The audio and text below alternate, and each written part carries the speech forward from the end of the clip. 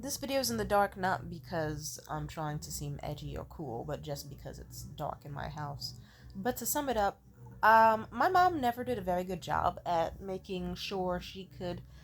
You know how they say in like typical stuff like marriage, there's this thing called bids for attention, and that a positive relationship usually, like let's say your partner says something like, "Ooh, I love these flowers," or "Oh, check out that castle," or "Oh, I love this type of food." And you have to have a certain level of like bids that are actually received and noticed for it to be healthy. And so, like couples that are amazing, all their bids for attention, like 9 times out of 10 or more, are met. A mid tier couple, it's like 75%, 60%. And then a bad couple is like next to none of their bids for attention work. This applies to other foundations in like love, from like romantic to platonic to familial. And let's just say, anytime there actually was a moment in history where my mom was given a chance to prove that she was a person who was capable of like having moments that could have shifted my perspective of her, she usually flopped them. Like horrifically bad. Any single time there was a bid for attention that was more severe, like, like a milestone or a groundbreaking moment, she always found a way to fucking ruin that. And that's something that I will always remember for her legacy, and it's a reason why I will never ever let her meet my future children. If I have a husband, she would only find out from like Googling or whatever. I have no real attachments to her. Like, for example, I remember when I was younger, I had my period right as I was 13, like maybe a week or two before school was going to end. I remember I was so happy about it. I was like, "Yeah, I got my period!" I yelled super loud in the bathroom, and I balled up some tissues, put them in my panties, and went about class. But then I kind of panicked because I didn't know what comes next, because sex ed did not teach me very well, like what happens during the menstrual cycle or how things work in depth. And I remember I got home on the bus, and eventually my mom was on the back porch talking to our neighbor. And I said, "Oh, mommy, is it okay if I talk to you real quick?" And then she was like, "Not now to me, I'm talking. Don't you see me talking?" And I was like, "Oh, but it's really important." And mind you, I was never the type of kid that would like interrupt like that, to ever talk back in the sense of, "Ooh, but it's important. Please, please come quick." So she should have noticed that it's like, "Oh, my child who never talks this way is talking this way." But instead she said, "No, don't you see me? No, leave me alone. Bye, bye, get out of my face." And so I did. And then I just simply, I remember, I kind of, this is why I kind of give a lot of credit to my younger self. She went through a lot. And I, to this day, still have this coping mechanism where if someone plays in my face, or at least I used to, I was a lot better at it before, but I'm working on building it back. But if someone plays in my face to a certain point, my brain just has a mental shutdown. It feels like another different element of myself just comes out. Where it's like, okay, I'm no longer a scared 13-year-old. There's another voice that just goes, "All right, she showed me who she was. Well, there goes my bid for attention. That was watch me never give her another opportunity like this again. So much for trying to like have a fucking mother-daughter bonding moment." And so I just went into her bathroom, took a pad, put in my panties, taped it down, and then just went about my day. And then maybe an hour later, she came back and she was like, "Oh, okay, so I'm finally done. What was it that was so important to talk to me about?" With her hands on her hips, just trying to get in my face. And I just looked at her with a blank face and I said, "Oh, nothing. My period just started. Don't worry about it. I already took care of it." And she was stuck, and she just stormed out of the room so fucking fast and slammed the door shut to her bedroom. My guess is she had a little breakdown or whatever, because she is a terrible fucking parent. She deserves to have breakdowns. She later on was so cowardly and pathetic that she just sicked my older sister my direction to teach me about periods. That's just one moment out of many. I've told you stuff about this woman. She's not great. There's other moments, like I remember I was talking to her about like an ex of mine in high school seemingly trying to do revenge porn against me, all because I broke up with him for trying to cheat on me. And her reaction to that was, at first she was acting like she was going to be so supportive and like go to that nigga's house, whoop his ass, talk to his parents, do this and do that. But then I guess she just decided, "You know what? You know what? Nah, you deserve it for being fast. You deserve it for being a slut. And since you want to go ahead sharing titties and ass pics, you knew the consequences." And then she decided to just mock me. And then not only just mock me, but then also tell everyone in the house.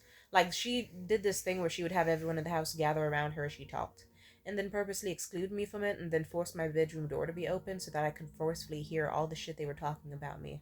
Slut shaming me, mocking my intelligence, mocking my body and my life decisions. And then she wondered why for it took ages for me to actually consider her worth talking to again. And even then, just like, yeah, you have managed to ruin any moment that could have been mother daughter bonding with your own selfish, deviant, nasty behavior. She's not a good person. Ah. I remember after. Yeah, actually, here's another moment I can tell you. This is relevant. I remember. Did I ever tell you that once I had to get into a physical altercation with my grandmother on my mom's side? For context, my grandmother on my mom's side was a vicious, vile woman. The type of woman that would just sit there and, like, in her fucking chair all day. She would listen to fucking Two and a Half Men and Golden Girls all day, from the crack of fucking dawn all the way until 3 a.m. at night. She didn't give a fuck that I had school or anything. And she would eat things like Andes mint chocolates or chili or Jolly Ranchers, and for some reason she had a habit of spitting on the floor. She did this thing where she would never wash her hands, but she would also leave the toilet seats and the walls and door handles and anything she could covered in a thin layer of feces. If anything, she also had a habit of shitting herself, not because her body actually was like loose in that regard, but because she purposely gave herself diarrheal pills. Like, if anything, once my mom gave her a full bottle and it was empty by like 3 days later. Because my grandmother's tactic was, ooh, I can't have a stroke or heart attack from diabetes if I just take a bunch of diarrhea pills so I can shit it out of my system after I eat a whole bag of like Reese's and a bunch of fucking McRibs microwaved. She, and also, like I said, she smelled like shit all the time. She was always farting and it was bubbly, and yeah, so simply put, I'm sure you with this paints a decent enough picture. And if you would like to stop gagging and listen to the rest of this, then Godspeed. It was hell. It did massive psychological damage that honestly I'm still kind of working from. So, now that I painted you a picture of my grandmother, at some point, everyone in the household just kind of agreed that my grandmother stunk up like the bathrooms. She would like not she would close the windows, she wouldn't spray cologne or perfume or air freshener or anything. She would make it a huge funky mess cuz then the bathroom would smell like old lady shit, that like McRibs, deviled eggs, tuna salad, fucking mint chocolates and Jolly Ranchers all come together to make the worst smell you can ever possibly imagine. So, I remember my mom also was kind of scared of her own mother, despite it being decades, because she never processed the trauma that my grandmother gave her. My grandmother did fucked up things. She sicked dogs on my mom. She put a gun in my mom's face. And I know you're wondering, okay, if that's the case, why does your grandmother live with her?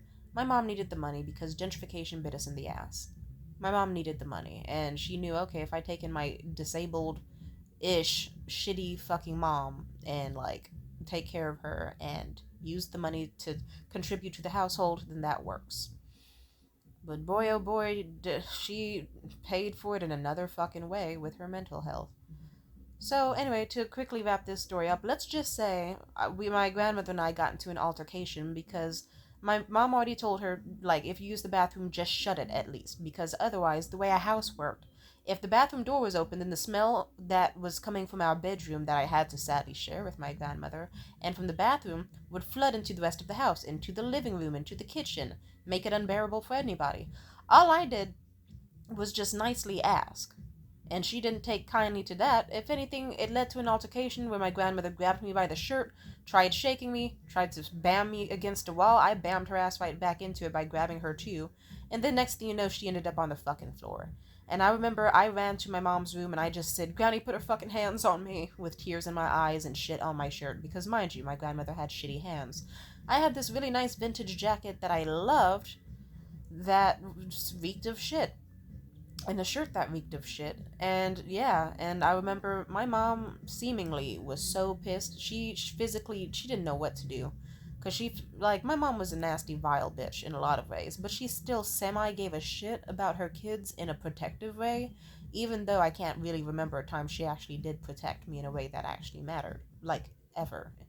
So I remember that night I was just thinking, okay, she's not doing shit. She's just turning red and sweating so hard and laying on the floor as my it was weird. Like, my grandmother was on the fucking floor because she got knocked the fuck down, rightfully so. My mom was on the floor because she was trying not to like whoop anybody's ass, and she was seeing red, and her has high blood pressure and shit. And my fucking stepdad had to strip her so she could stop sweating and start breathing properly because her clothes were restricting her. And my younger brother also witnessed the fight, so he was crying his ass off, and that was so damn sad. To sum up how the evening went, eventually my mom simmered the fuck down. But I think she said something vague about how she was definitely gonna like kick my fucking grandmother out. And then like, but something about this evening I could tell she wasn't gonna follow through because she said, "Granny, just go in the room. Tamia, you sleep in Eric's room. Eric, you come sleep with us." So my younger brother went to sleep with my mom and dad in that room.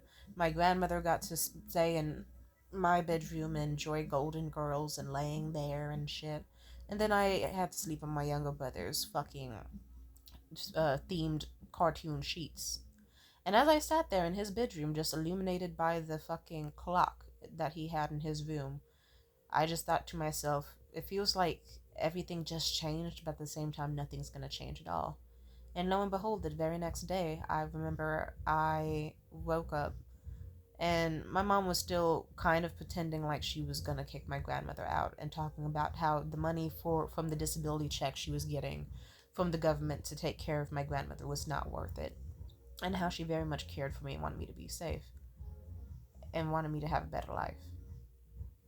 But then I remember specifically a few hours went by and she was like, "Ooh, I feel bad for Granny. She's just sitting there like curled up under the blankets. She's not even refilling her water. She hasn't left the room all day. She's not taking care of herself."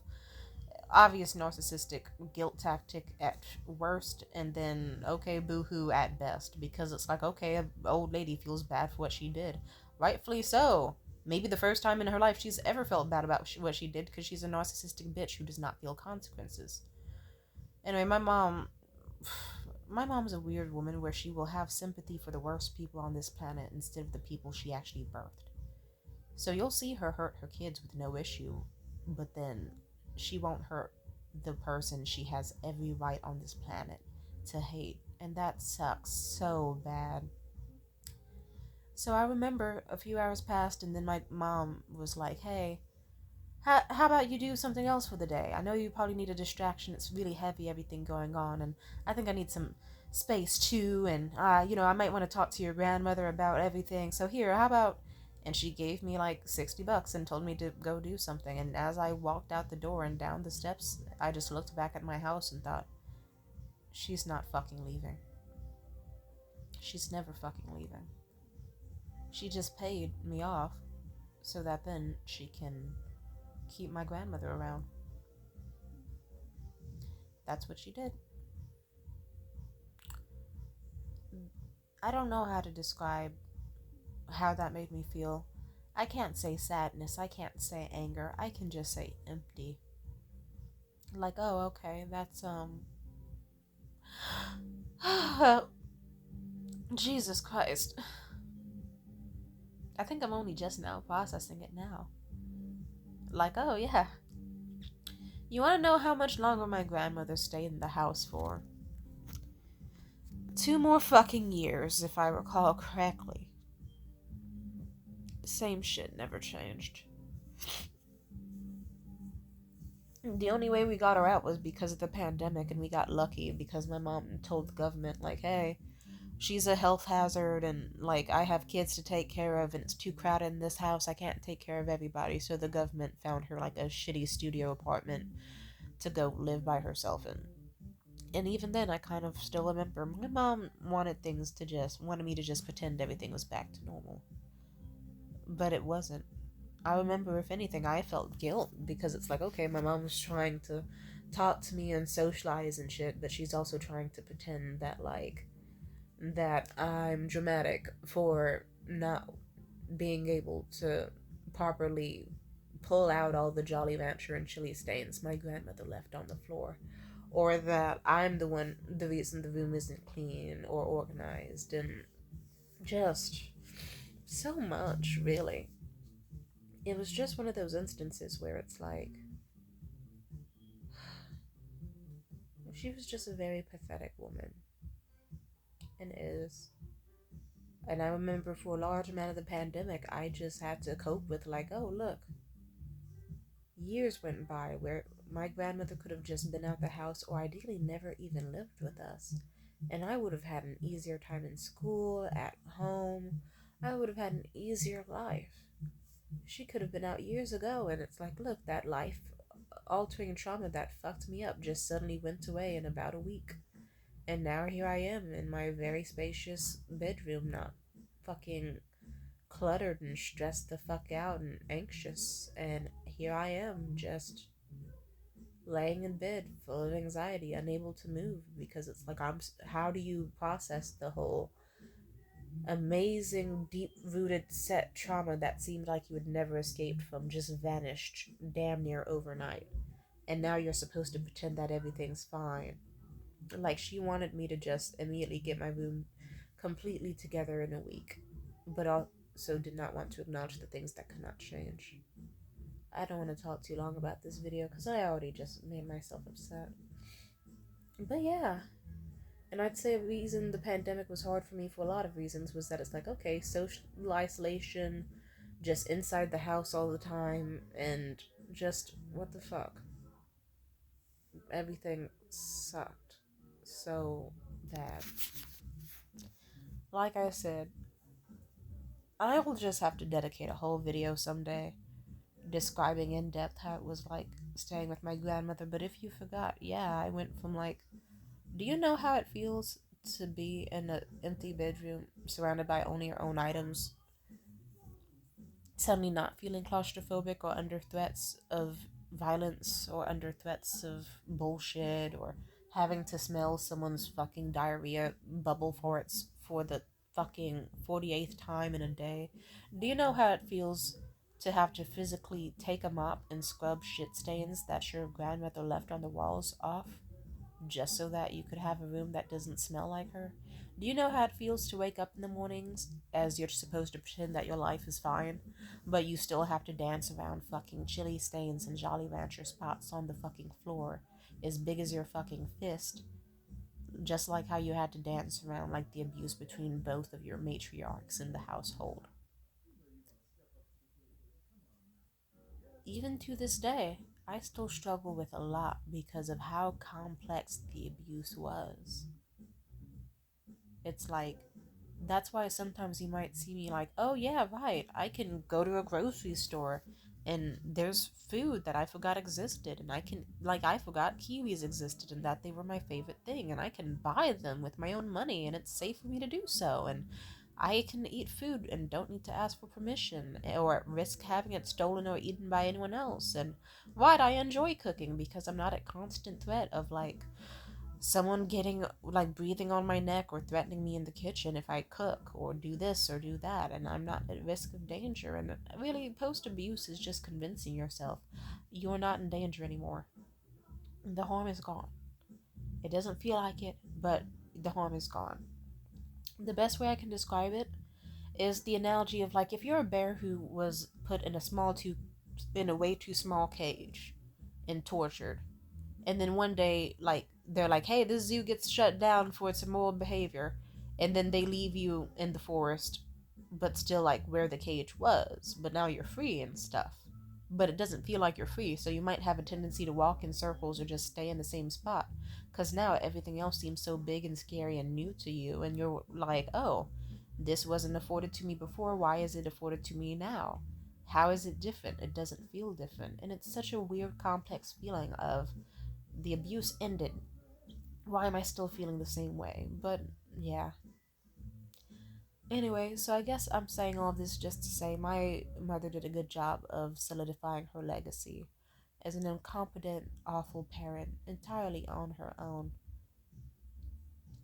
And I guess I should say, actually, I think I've said enough.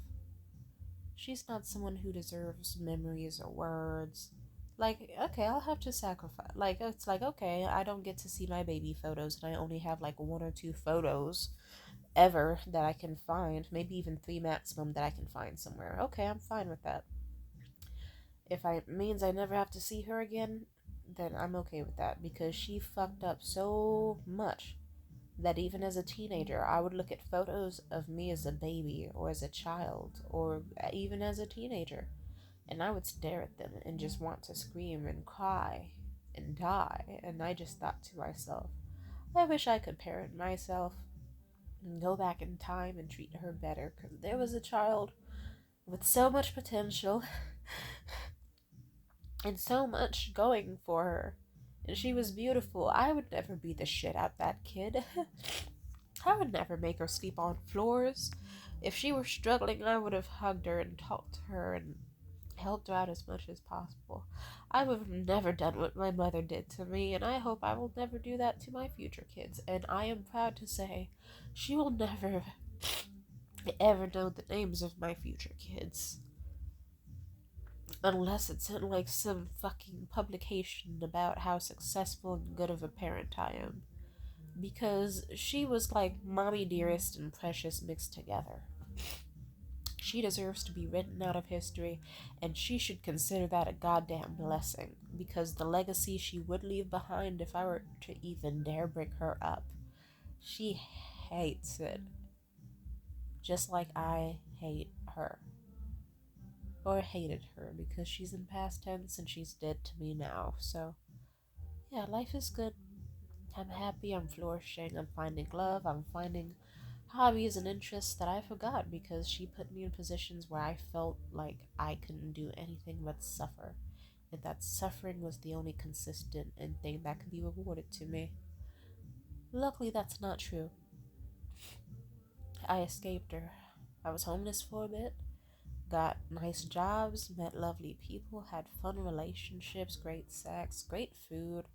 Even now, I'm sure that the stuff I've done in the last few weeks alone, it's a shame that sadly she will never ever truly see or know how well I've been doing, because I think deep down a part of her would be happy to know that I was happy. She would be happy for me in some regards. Like if I was able to do a date that she never had in her life, she would be happy for me. Or if I had certain talents, she would still reward them. It's a shame that over time, the mother that I once knew and loved sadly had been cast aside and like removed from her personality and self. And the woman she used to be, I don't know.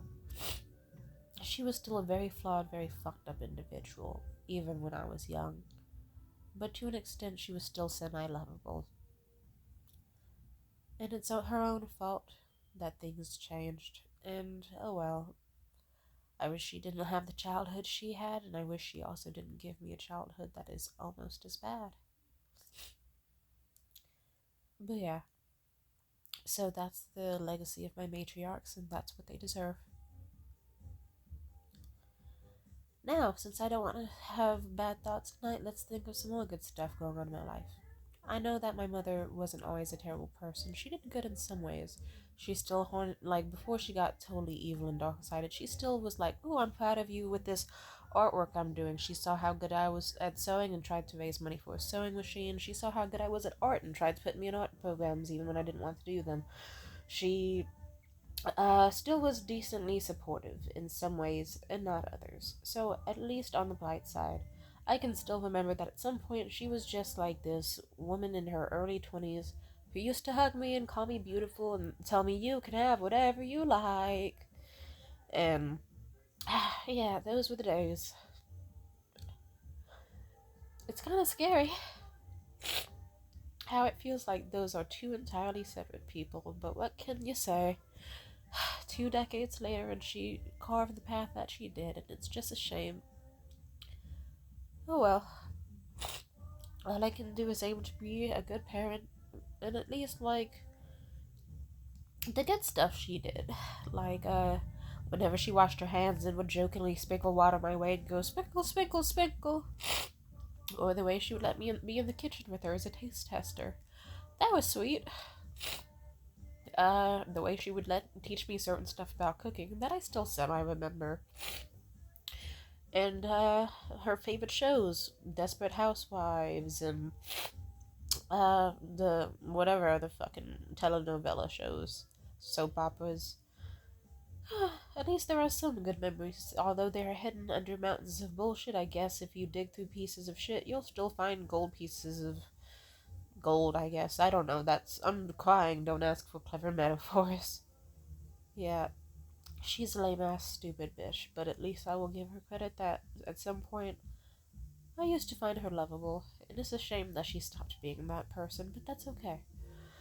I'll aim to be the person that she couldn't be. I'll be a sweet, loving mother who actually had, like, wonderful people around her children and made them feel safe and kind and considered and cared for. And yeah, I'll use the lessons I got from her awful parenting to teach the next generation from my bloodline exactly what to do as a parent and what not to do. And may I be blessed enough that it all works in our favors. God bless. Amen. Peace out.